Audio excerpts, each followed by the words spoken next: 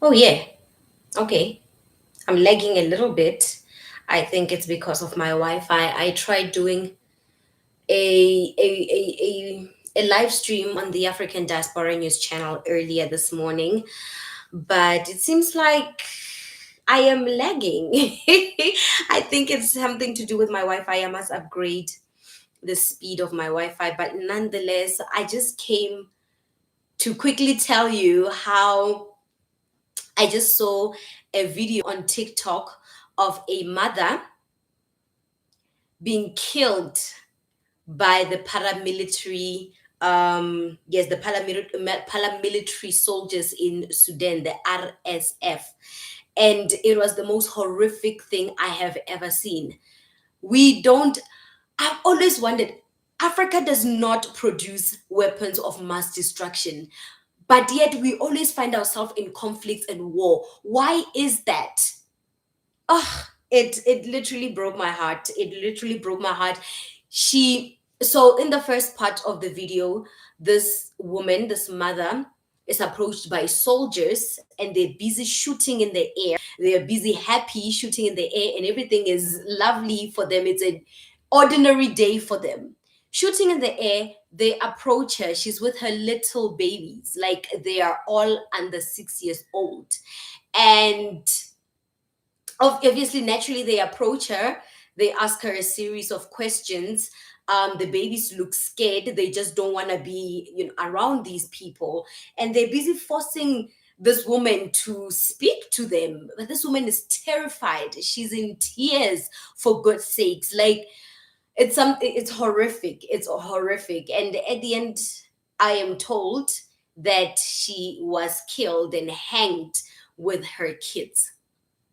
So you have to be some kind of animal. You have to be some kind of evil troll to go there and hang a human being with babies. I don't even know how to explain it. You have to be some kind of troll to hang children. You don't have it. So I don't understand. I don't understand. So I read an article that the this genocide, I wasn't even aware of it. The way that Africa has managed to package and repackage this war of Sudan, or what is happening in Sudan, they've managed to package it, they've managed to seal it, yeah, they've managed not to talk about it, they've managed to seal it away from the media. I wasn't aware. Yes, I knew that Sudan was in conflict, but I didn't know to what extent. I didn't know how bad it was. So it looks like they've been at war. The paramilitary forces are at war with the Sudanese military forces around El Fasher, the capital city. Is it the capital city? Yes, a city. Let's just say a city in Sudan, north of Darfur. So as of right now, as we speak, there are ethnic cleansing going on right there. They are killing people. It's like Trump always says, bad things are happening in Sudan. They have captured the Sudanese forces and their soldiers. They've captured them. They've captured the headquarters of the Sudanese forces. They have captured these soldiers and tortured them each and every single day. They are ethnically cleansing people there. So what they do is that they approach you and they ask you, do you belong to a certain type of tribe? If you don't belong to that tribe that they are representing, they kill you on the spot. They torture and hang you on the spot. I didn't know how bad it was. And guess what, guys? I'm not even going to be on this live for long. So apparently, not apparently, Dubai is supplying weapons to this paramilitary soldiers, or this paramilitary forces that is opposing the Sudanese government, in hopes that they will overthrow the government one day. So yes, Dubai is supplying these weapons of destruction in turn for gold. They want gold. They want to take advantage of Sudan for their gold. It is so disgusting that we have allowed ourselves as a continent to be taken advantage of. We have allowed ourselves to elect leaders that constantly sell us to the highest bidders. Because if you had your house in order as a government, I feel like none of this would have been happening. To a certain extent, blood would be on the Sudanese government's hand, because if you had your house in order and treated your citizens right, none of this would have been happening. There's so much war happening in Africa. I don't understand it. We don't produce weapons of mass destruction. I have never seen a base or a military base or a factory that produces weapons of mass destruction in Africa. I have never seen that. But yet there is constantly wars in Africa. You know why? Because the construct of democracy that they gave you 70 years ago is not relatable to our culture and our way of living. It's because when they gave us that freedom, we paid with our freedom. I don't know if you're hearing me. When they gave us this freedom, when they gave us the democracy, we paid with our lives, we paid with our freedoms, and today they're here to collect the debt.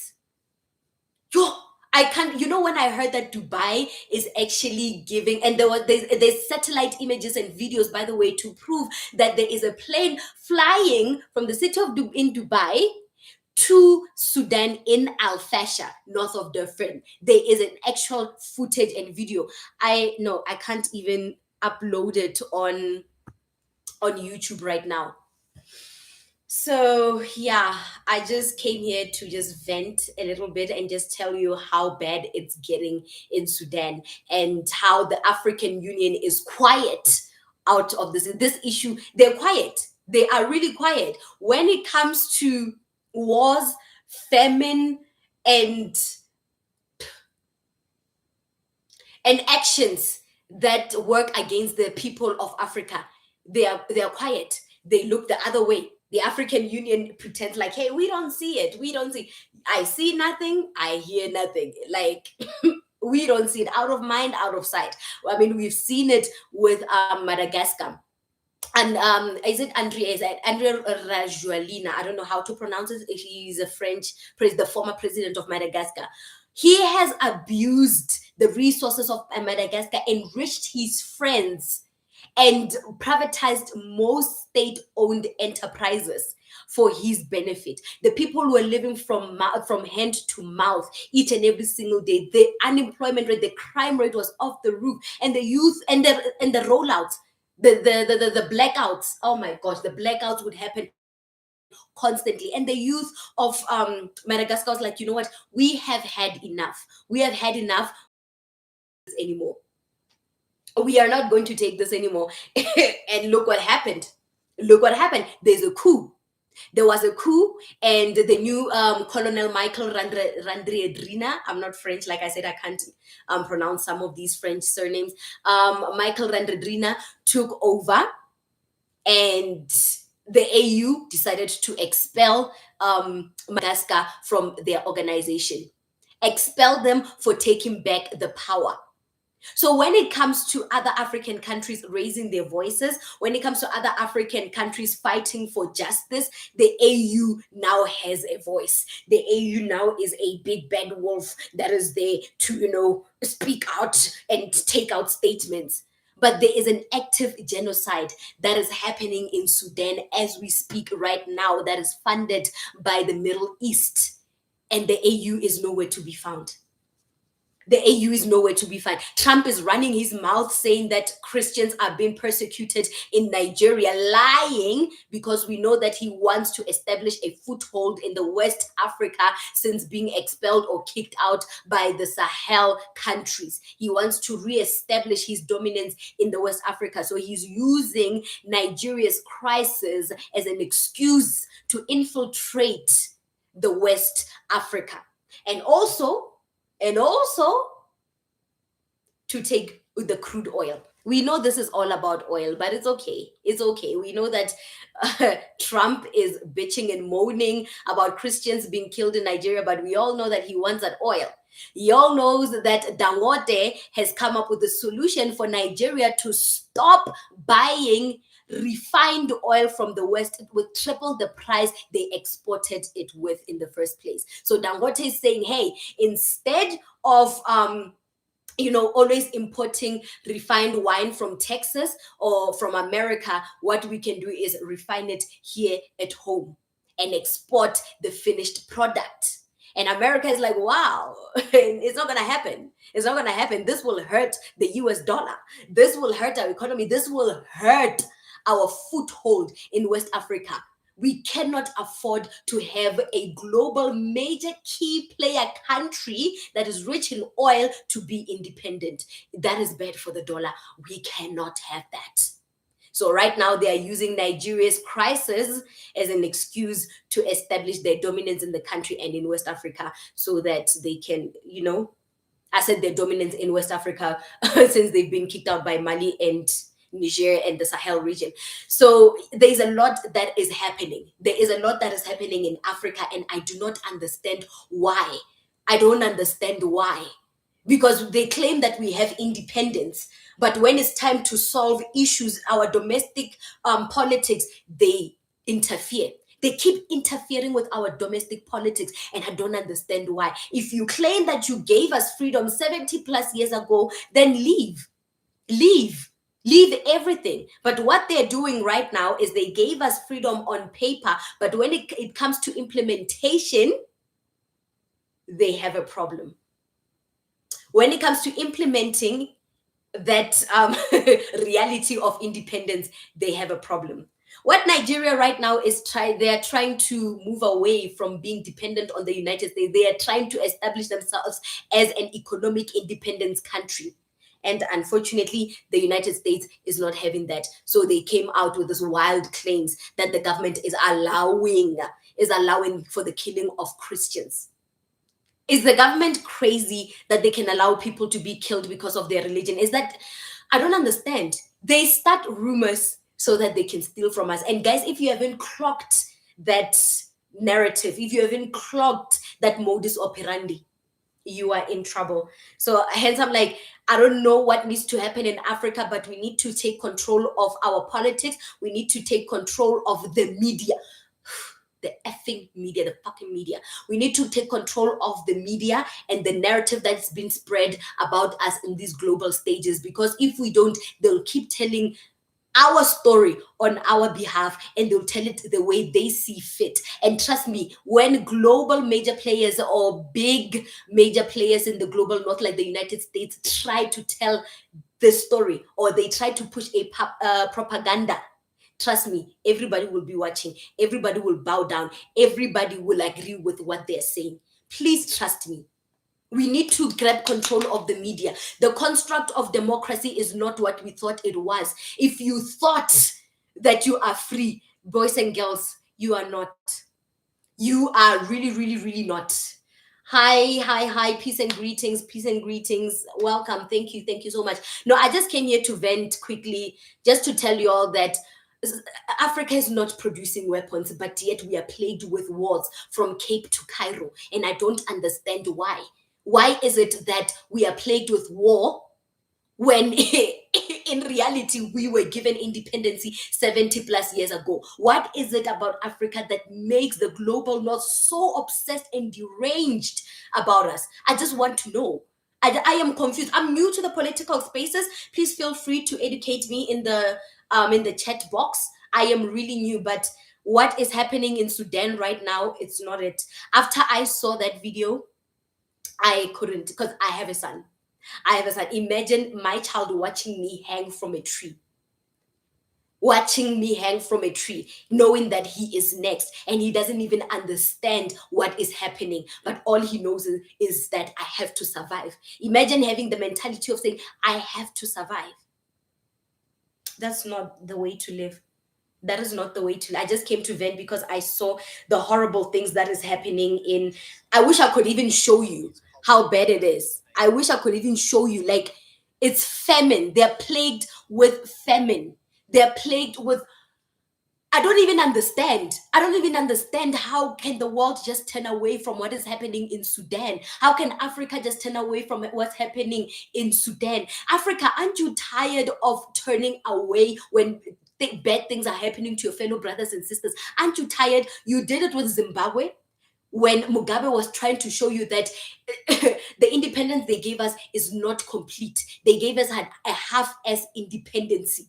In order for Africa to truly be independent, we have to capture every single resources. We have to capture every single economy that forms Africa. We have to capture the resources they claim to control from their countries. We need to capture that. That's why when Mugabe got into power, the first thing he did is to take back the land. And they didn't like that. And they spread rumors. They spread rumors that Mugabe stole the land and now he's enriching himself with the land and people are living in poverty, which was not true. Mugabe will never leave his people to live in poverty. He never did that. The propaganda got riled up so deep, so bad, that sanctions started rolling in. And when sanctions started rolling in, what did the fellow brothers and sisters do of Africa? They looked away. Aren't we tired of looking away every single time? That's how they take advantage. That's how they always get the upper hand. That's how they always win. Hello, that's how they always win, because they can bank on us, the rest of the countries, looking away. Aren't you guys tired of looking away when injustices is done to your fellow brothers and sisters? We should have learned something from Zimbabwe. Okay, fine. Zimbabwe, it was still a new economy. Mugabe was doing things the new way. Capturing the economy was not familiar around the African continent. Fine, we will look past that. Let's talk about Libya. How they killed Muammar Gaddafi when he tried to establish an African bank, a Central African bank backed by Africa's natural reserve, natural resources. It was going to become the most powerful bank, more powerful than the World Bank, by the way. He had literally took gold from his country, assembled it in preparation for this bank. And what did Hillary Clinton do? There was an email actually yesterday that was leaked online where Hillary Clinton revealed all her plans to annihilate Libya. She first started off as saying, hey, let's start a propaganda, let's start a rumor that says Muammar Gaddafi is a dictator and the people need saving. Let's start this rumor. Let's start about the genocide cleansing that was happening in Libya, where Muslims were killing Christians. Let's make a mountain out of a molehill. Let's rile it up. And then finally, we are going to capture him, take him to an outskirt through the outskirts of the country, by the rivers or by the water. They needed to be in an ocean where it can't be detected, where the technology can't detect his location. They tortured him for weeks. And then he died. And African leaders, what did they do? They looked away. The reason why they keep disrespecting us is because they can bank on us looking away. Guys, aren't you tired of being looked away? Or aren't you tired of looking away like stupid children? Aren't you tired of being set by the naughty corner? Because complicity has brought you nothing but war. We are in this situation right now because we are complicit. We are complicit. Jay Chosen says that he was just watching the news on Sudan yesterday. Yeah, where they hanged a mother. It was the most horrific thing I've ever seen. The most horrific thing I've ever seen. I'm a mom. You guys, I want you to understand that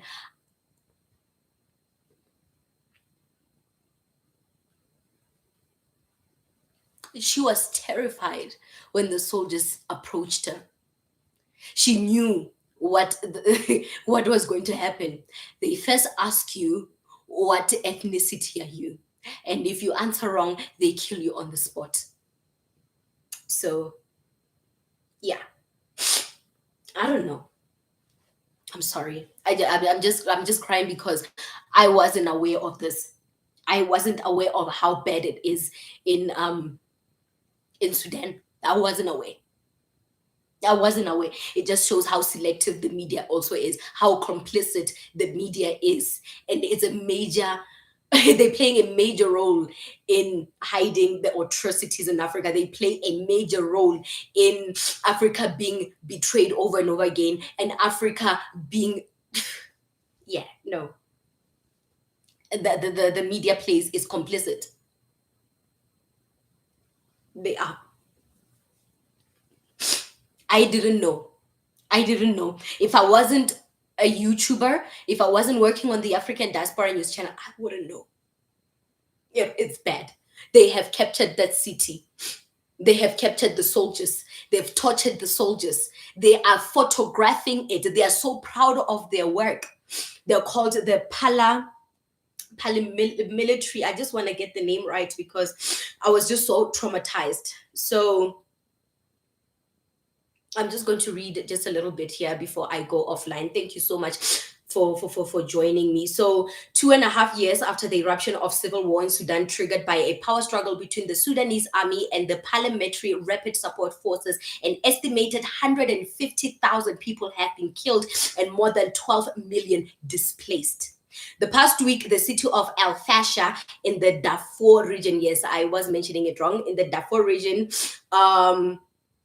are reportedly committing atrocious crimes against civilians. And those atrocious crimes I've mentioned is ethnic cleansing. Ethnic cleansing. They, yeah. Yo, ethnic cleansing, it has to be one of the most atrocious crime ever.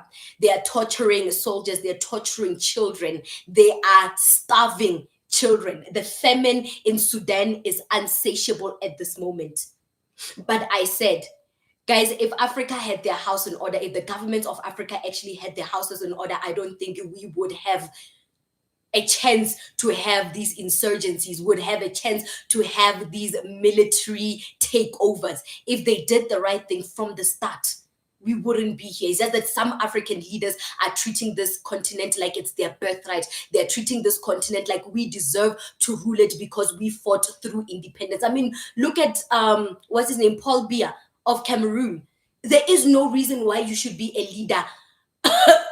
99, how old is he? How old is he? 1990 years old in office. There is no need for that. Like, what transformation are you going to bring to your people? What innovation are you going to bring to your people? What technological advances are you going to implement to the Cameroonian people? You're not going to do anything. You're not going to do anything. So there is no, I don't understand. There's no need for you to be in office at that big ass age. Really, there isn't. That is how takeovers, military takeovers take place. This is how insurgencies thrive in Africa, because of leaders that refuse to give up power, that think that their presence in office brings stability, but in reality, it's a collapse. It's failing state. The minute a president wants to be president for more than 10 years, just know that you failed. And there's nothing innovative that you're going to implement after 10 years. You have failed. You have failed. They're so selfish and greedy. Yes, Elsie. Yes, Elsie. They are so selfish and greedy. There is no, literally, Paul Biya said, I want to be in office and celebrate my 100th birthday in office. He ruled for 43 years, by the way, since 1982. 43 years. I found him in power. I was born. I had a child, got married, got divorced, and he's still in power. So, yeah. I'm not even going to. So, yeah, let me read the comments. I am so sorry. I'm just venting. I just saw the things I saw on TikTok about Sudan. It just breaks my heart that how can you be a journalist and not know what is happening in your own home? Anyway, Elsie Ulbricht, I'm sorry I can't read out your name. Elsie Ulbricht says it is time to build our own, yes, Africa, fellow brothers and sisters around the globe. It is time. It is time to unite as Black people around the globe and stop this nonsense of cultural divisions. Let us stop this nonsense of, cultural divisions. What do they call them? Tribal wars. Let's stop. The reason why Africa can't actually unite, and I think that's something that confuses the United States, because the United States is like, hey, we are all Black, whether you're from Colorado or New York or New Orleans. As long as you're Black, I'm a fight for you because you're my brother. But here in Africa, it's something different. And I also told Mr. Scott on the African Diaspora News channel that, hey, we will never unite as Black people in Africa because we are so divided. there's cultural divisions, ethnic divisions. There's tribal wars that stop us from uniting. And the white supremacists, the global north, is banking on those tribal wars to divide themselves. So yeah. LC says, don't worry, my sister, this month will definitely pay for their crimes. I hope so. I hope so, because they are very happy filming, torturing people and killing people. So yeah. One she says, wouldn't know if it wasn't for y'all. I wouldn't know if it wasn't for social media. Thank God that social media is the new mouthpiece, because we all know that the media is captured. The media is wild these days. The media is running a wild propaganda against people. The media is the reason why there are wars throughout the country, because they're banking on those wars to make money. They're banking on our deaths to make money. That's why they conceal some of the things, because they are in the pockets of those greedy politicians. So they can't, they choose which to report, which deserves justice, which deserves light. So you are on your own, my fellow brothers and sisters. You are on your own. Sorry. When she says, once said in similar, they name it after them. Jay Chosen says, but things will mostly definitely work out for y'all. I seen an uprising all over Africa, been following it online. I love my people, but the fear got to go, and the tribalism. J, the tribalism, right? The tribalism got to go. The reason why Black Americans are seen as the super hero of Black people across the diaspora is because they have clocked it a long time ago that we need to unite. It like divided, they conquer us. So Black Americans, to a certain extent, they are my superheroes, because one, they, even though the government is not for them to a certain extent, but the government listens to them and takes them into consideration. Here, the government does not take Black people into consideration, by the way. We are ANC, like we are Black majority ruled in South Africa. The ANC is a Black government, but trust me, their priority is not Black people, because they know that Black people, we've got them here. Because of their tribalism and how divided they are, we got them here, so we can play with them all day long, honey, and they ain't gonna do nothing about that. Our priority is the white people that keep our money full, that keep our money filled.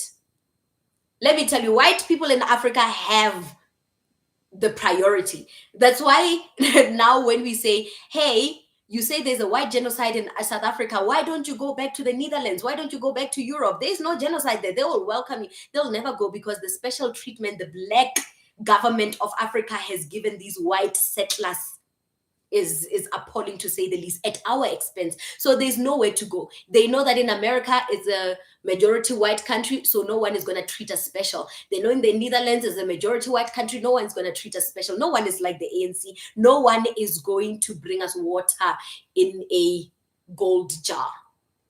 So yeah, you've seen the uprising. I've seen the uprising in Madagascar. I've seen the uprising in Kenya. Kenya is another country that I actually love. I've seen the uprising, but it's not enough. It's really not enough. The uprising I can see, but we need economical independency at this point. We need to go for the jugular. We need people like Ibrahim Traore to lock down the country, cut down the electorate, because the electorate is the reason why we are being sold to the highest bidder in the global north. Cut it. Construct your own democracy. Construct your own electorate that is suitable and relatable to your people.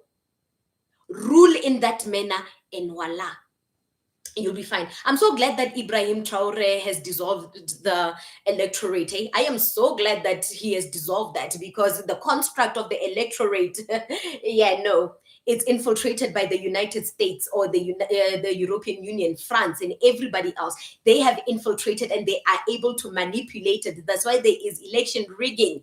That's why people like Paul Biya can sit in the president's office for 43 years, because of the construct of democracy, how the electorate is shaped through the infiltration of the global north and manipulated by them. And these leaders that you call His Excellency the President, they're not excellent. They're monopoly stooges. They're white supremacy stooges. They are puppets. They are puppets. Stop calling them His Excellency Cyril Ramaphosa, His Excellency Paul B. No, call those clowns by their real name. Because the more we give them these respect and these platforms, the more they disrespect. So call them for what they truly are. Yeah.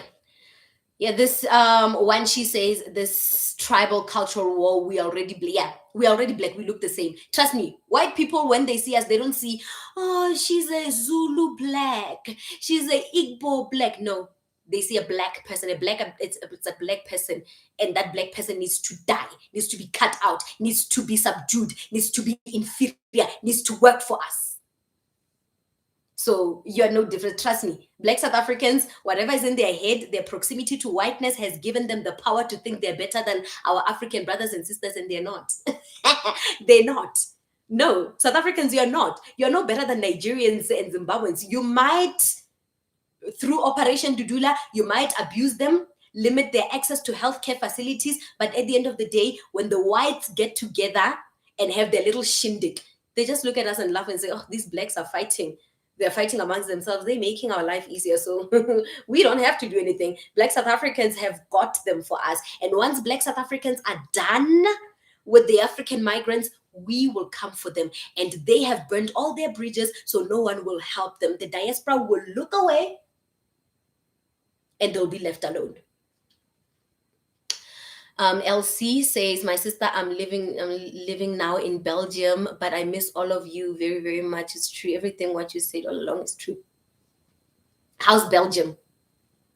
How's Belgium? Wow, that's Belgium and Congo. You know, when I think about Belgium, I'm just thinking Leopold. Why on earth would you? But I think if it's for job opportunities, child, do what you gotta do. Do what you gotta do to put bread on the table, because God knows that they've not made it easy for Black people to work in the comfort of their own homes and have the luxury to work for their children in the comfort of their own homes, in the comfort of their own lands.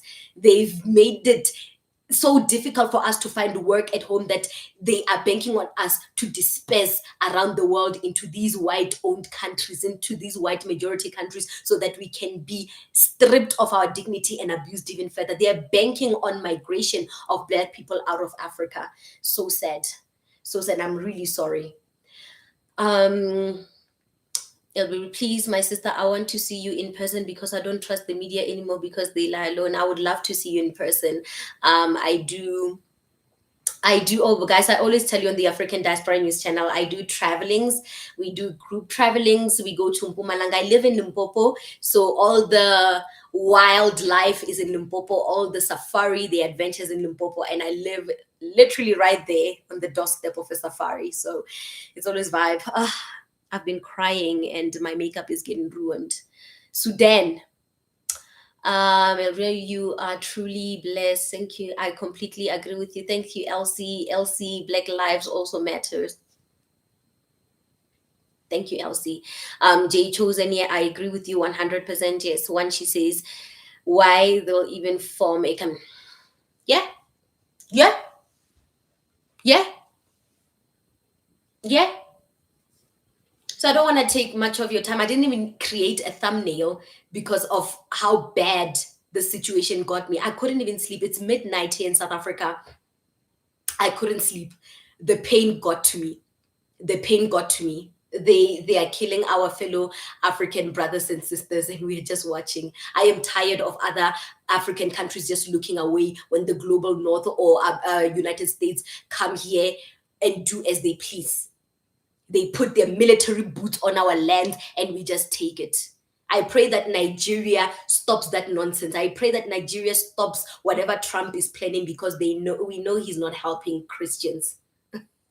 We know this is not about Christians. We know this is not, Christians is code name for oil. Oil. Now that, Nigeria is gonna start refining their own oil with the help of China and India technology, and Dangote being the driving force behind that idea. America doesn't like that. America does not like that. It's saying what? What? Nigeria, our colony, is in bed with China and India, with the former country that those two former countries that we used to monopolize, they are now in bed with our colony. It's not nice. We don't like that. America right now, it's like they're seeing their ex-girlfriend move on and building mansions and houses with their former enemies. That's what's happening right now. Relationship of China, India with Nigeria, it's going straight to America's heart, and it doesn't like that. So they've come up with a genocide claim, just like how they did in South Africa with the white genocide claims. They are doing the same thing. I feel like I'm repeating it. I'm repeating it. They are doing the same thing. Once they can't get their way, once they can't twist your arm far enough, they'll start a lie about you. They'll wrap it in silk, they'll wrap it in gold and sell it to the highest bidder, being the international community. And the international community will be like, hey, America, our big brother, yeah, it's going there to save them. Oh my God, we need them to save them. I don't know how other countries are just watching, other international countries are just watching America rule with an iron fist and do nothing about it. And in reality, guys, I want to tell you something. If I want to tell you something, America is losing its power, by the way. America is losing its power. America is losing its superpower and their influence, and they know it. They know it very well. At this point, America is working on perception. How you perceive America and the amount of power you give them in your mind, that's how they operate. The economy is collapsing.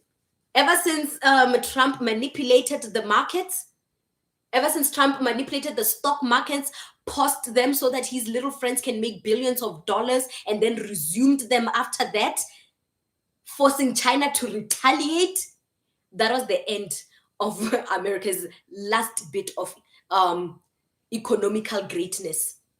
They know that they fell. Since the Trump administration, a lot of billionaires in America no longer trust Trump.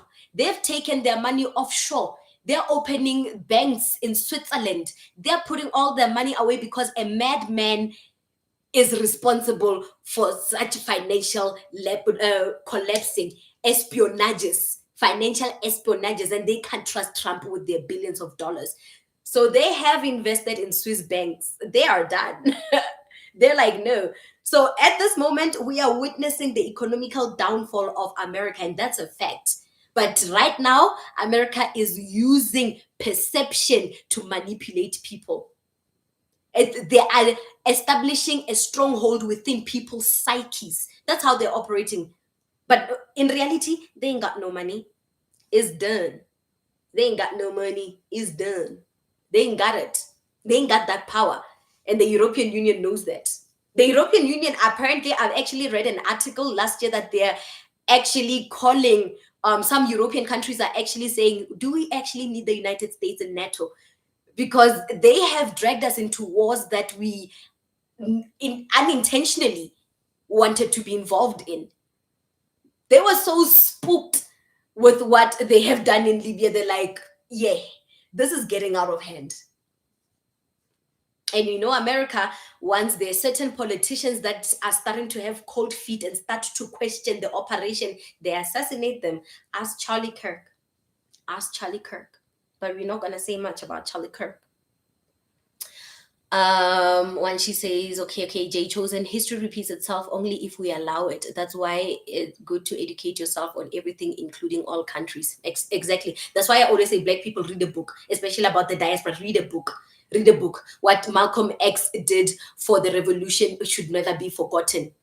I feel like Africa at this point, we could use Malcolm X words or knowledge or his way of doing things.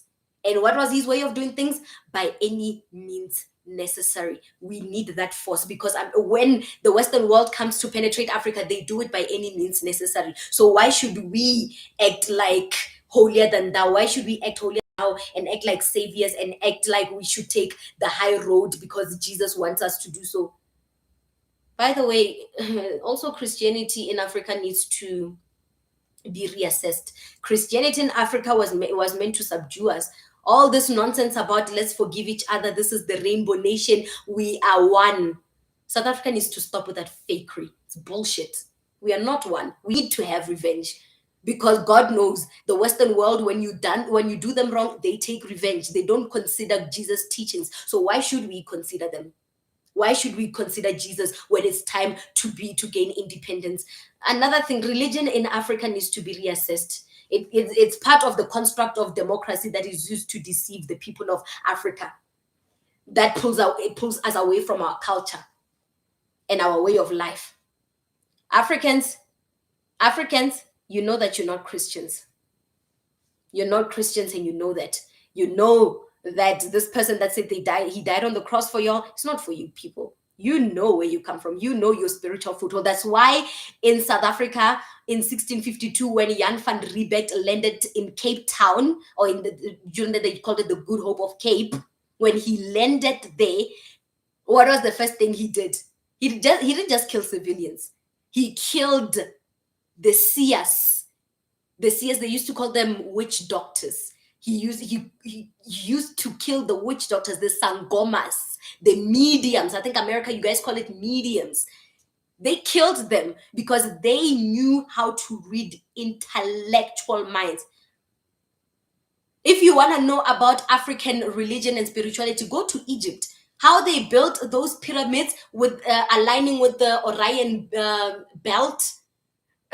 That's spiritual science, and they can't stand that. They stole all our knowledge and they've mixed it into their own concoction of science and mathematics and threw it back in our faces and called it education.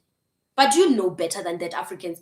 You know that the religion they're trying to sell us, the knowledge they're trying to sell us, the science they're trying to sell us, is to slow you down. It's to slow you down. And unfortunately, you use that construct of education to measure your intelligence. I don't like that. But anyway, religion is something we should reassess in Africa. It's something that is slowing us down. I'm not saying don't believe in Jesus. I actually am a Christian, by the way. I go to church, I pray, and I still say in the name of Jesus Christ. I actually still do that. But in the back of my head, I'm like, we need to reassess a lot of things when it comes to religion. Just saying. Just saying. So without losing my point about Malcolm X, as Black people, we need to unite across the diaspora, because that's what Malcolm X wanted when he traveled to Kenya to learn about Pan-Africanism. He wanted that unity. He knew that the fight against colonialism and racism was not only in American doorsteps, it was not only in American corridors, but in the motherland, Africa. And he needed Africans to be united so that when the diaspora comes home, they find a home that is whole. But unfortunately, tribalism and tribal wars have divided us. So our people are not coming back home. Anyway, the reason why I live now in Belgium is because it was hell in Germany. What was happening in Germany? Please write in the chat what was happening in Germany.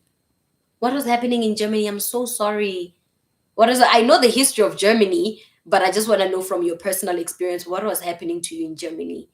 Jay Chosen says, yes, religion keeps us in bondage, but I will be in South Africa December. Hope to see you. Come through. Let's party. Let's party. I love to party. I need to really fix. Oh, sorry, it's this one. I need to fix my makeup. I just want to cry. I was Sudan. Hey guys, Sudan.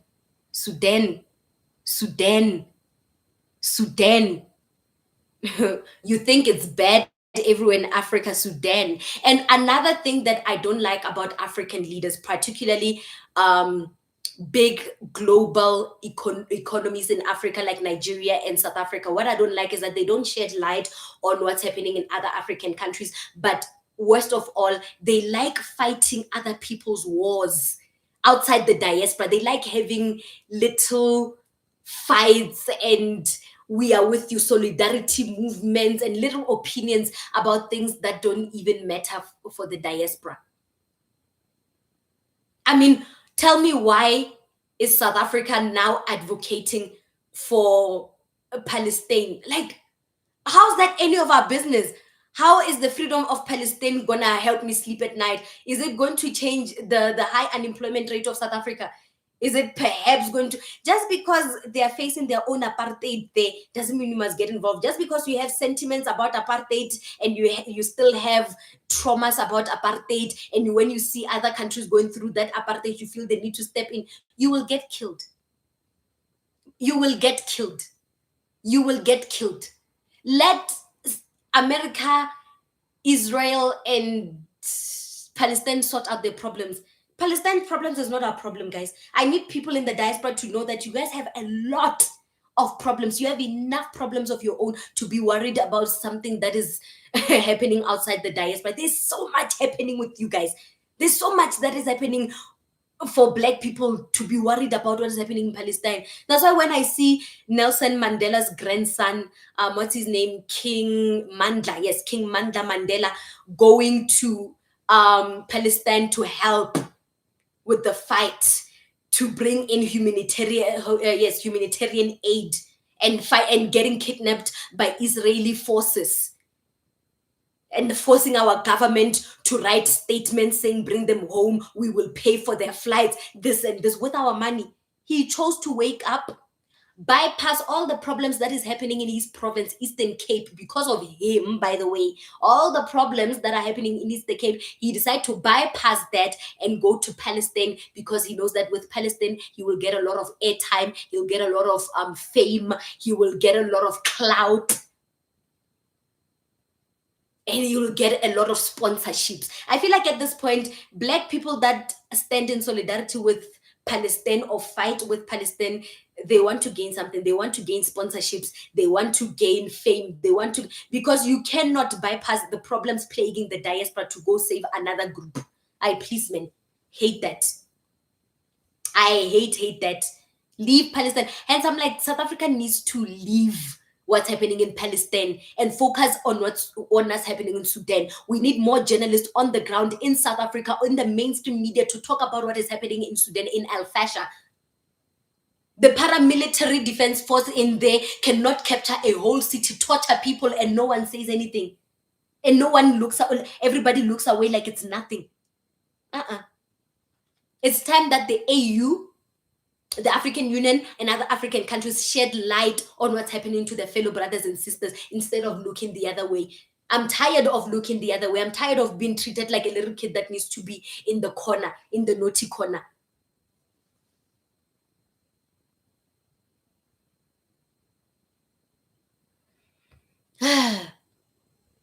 Okay, Elsie, thank you so much for engaging. Thank you so much for engaging. You keeping me here. Actually, you, Jay Chosen, Elsie, Wanshi, you guys are keeping me here. Lots and lots. So Elsie says lots of injustice, discrimination, racism, hatred on the highest level, of course. And it's so crazy that on the African continent, predominantly Black, we still grapple with racism. How crazy is that? How crazy is that? They don't want to leave because no one will treat them like kings in Europe the way we treat them like kings here. I mean, there was no need for ANC to give white people their own land to establish their own, to preserve their own culture. How dumb is that? How dumb is that? You claim that 1994 signaled the birth of democracy and freedom, but yet we still have an all-Afrikaner state within the state of South Africa. They have decided to separate themselves, but yet they're still living off government resources. How dumb is that? Yes, one, she wants to know what happened in Germany. Okay, the whole continent. Okay, Elsie Ulbricht told us that had to go to Belgium because it was hell in Germany. And once she asked what was happening, what the hell happened in Germany, and she replies, Elsie Ulbricht, I hope you're a girl. If you're not, if you're a man, okay. Elsie says the whole continent is in Germany. Some of them are 20, 30, 40, 50 years and more without any legal documentation, unfortunately. Ooh. Whew. And I've heard about Africans in Europe. I've heard about how Africans behave while they're in Europe. They know that they're at the mercy of the colonizers, so they twerk to the beat of their drum. They do whatever they want. They let racism fly over their head. They take the abuse. I've heard. I was speaking to someone last night actually who lives in the UK.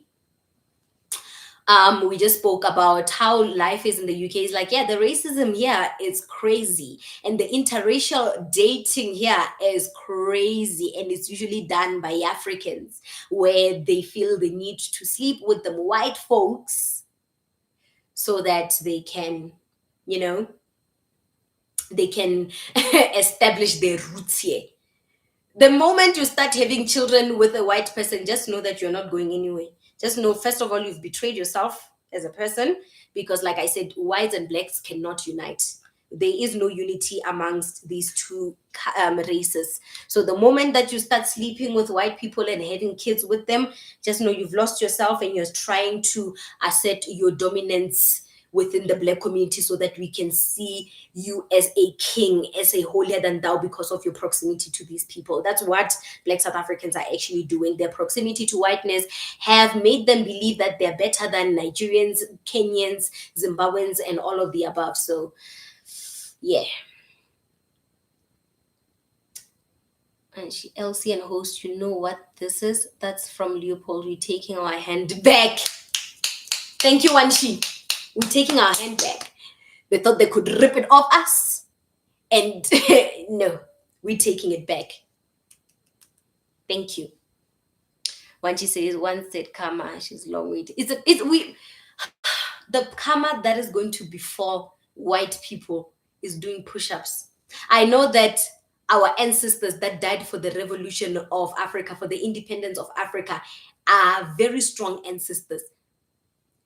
We might be playing around with our democracy, but they have that vengeance within them. They still have that vengeance, is still theirs, and they will take it.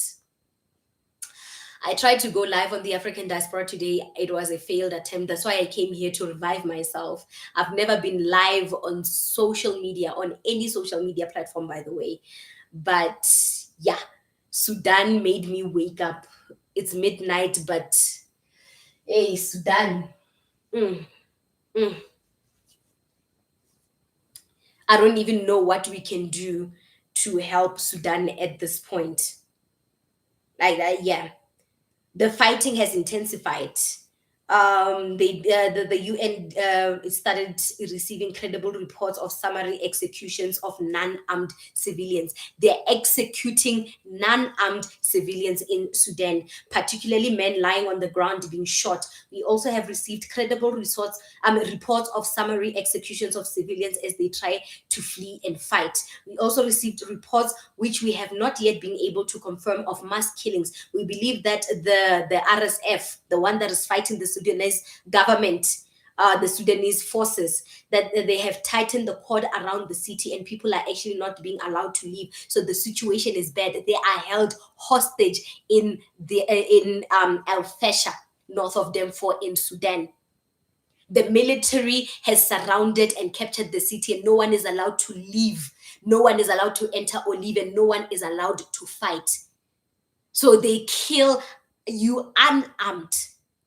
They destabilize you mentally, instill fear so crippling that when you die, the last thing you remember of yourself on this planet is how painful it was.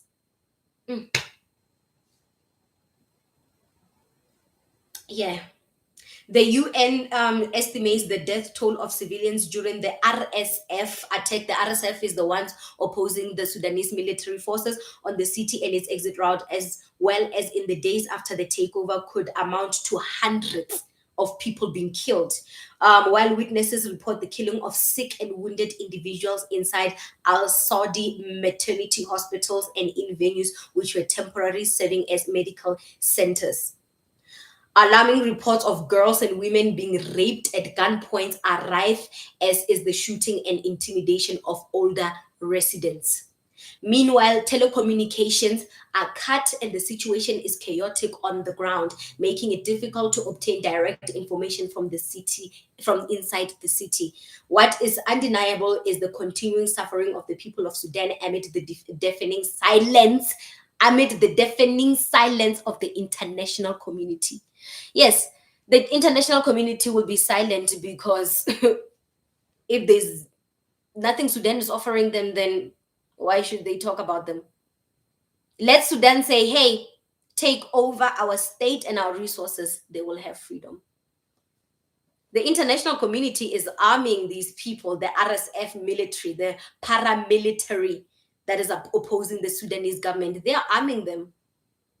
This is the tactics used by the global north to subdue us, to make us subservient, so we can bend to their will and surrender our wealth and our freedom. So, yeah, it's bad. It's really bad. And to think that this has been ongoing for 2.5 years, I don't like that. For 2.5 years, I didn't know about what is happening to my brothers and sisters. I don't like that. What are you reporting on? As a journalist, you should be ashamed of yourself for not shedding light on this. People are dying. Yo. One, she says, I say like Obi-Wan, you were to help the people, not join the self. Yeah. So it's bad in Sudan. So I want you to take, when you go to bed, I want you to take into consideration the following. Sudan is been Al Fasher, the city in Sudan, north of Darfur, has been captured by this military opposing the Sudanese government, the paramilitary, the RSF. What does the RSF actually stand for? Because I didn't even bother. I don't even want to know about them. I don't want to actually know about them. The total disregard for unarmed civilians, the total disregard for civilians, children is disgusting. I don't even want to know what they stand for or what the paramilitary rapid support forces, paramilitary rapid support forces. Yeah, them. They have surrounded Al Fasher. They are keeping people hostage. No one is allowed to enter and leave. Their weapons are from Dubai. Dubai is supplying them with weapons, and there is satellite images and videos supporting that fact. Dubai is in discussion with this military to have access to the resources of Sudan. So basically, Sudan is colonized by the Middle East. The same Middle East South Africa is running their mouth to protect that Middle East. People, women and girls younger than 10 years are being raped at gunpoint. Maternity hospitals are being bombed.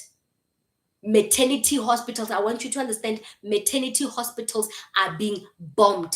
Sick people are being killed because they are a liability. That's what they said.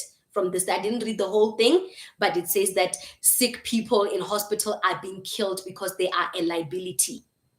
7, there's an ethnic cleansing that is happening where soldiers approach unarmed civilians and ask them what is their ethnicity, and if you answer wrong, you are dead. Babies are being hanged to a tree like shrines, and the soldiers are celebrating this.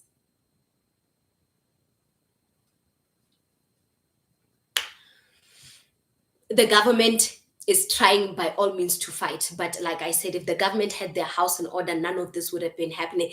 Actually, if the governments of Africa had their houses in order, none of this would have been happening. Anyway, guys, thank you so much. Thank you for the 1K subscribers. I have seen that I'm growing. I'm not much of a social media person. I think if you've tried to reach me on Instagram, you see that I am not really you know, really active on social media, but I am trying to establish a foothold on the social media streets. I am trying to establish myself on the social media streets. I am using my journalism degree to a good use, finally. Thank you, Mr. Scott, for allowing me this opportunity. I want to start doing live streams. Really, I really want to do live streams because I feel like I say a lot more with live streams, and the engagement that I'm getting from you guys as well really propels the conversation to come out authentically, heated but authentically. um yeah, but on Instagram is planet underscore H underscore E underscore her R, sorry, underscore R. So it's Planet Her.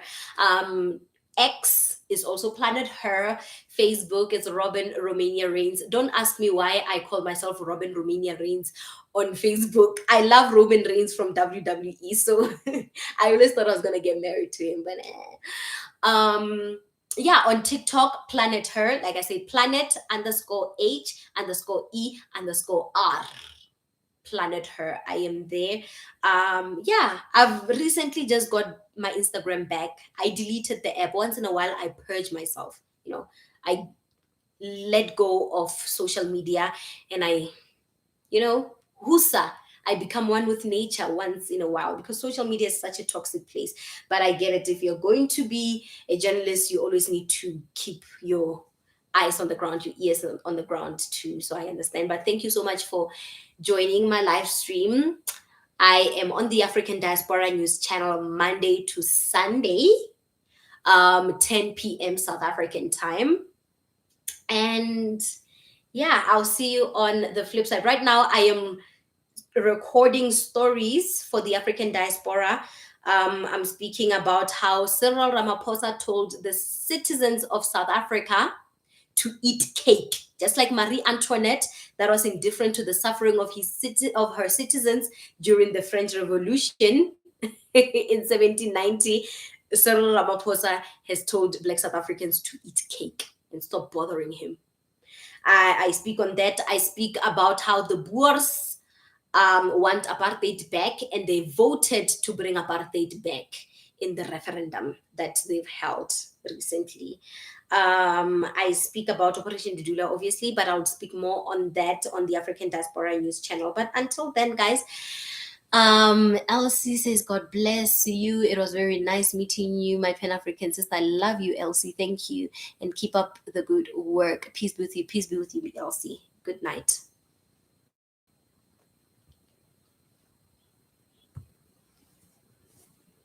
La la la.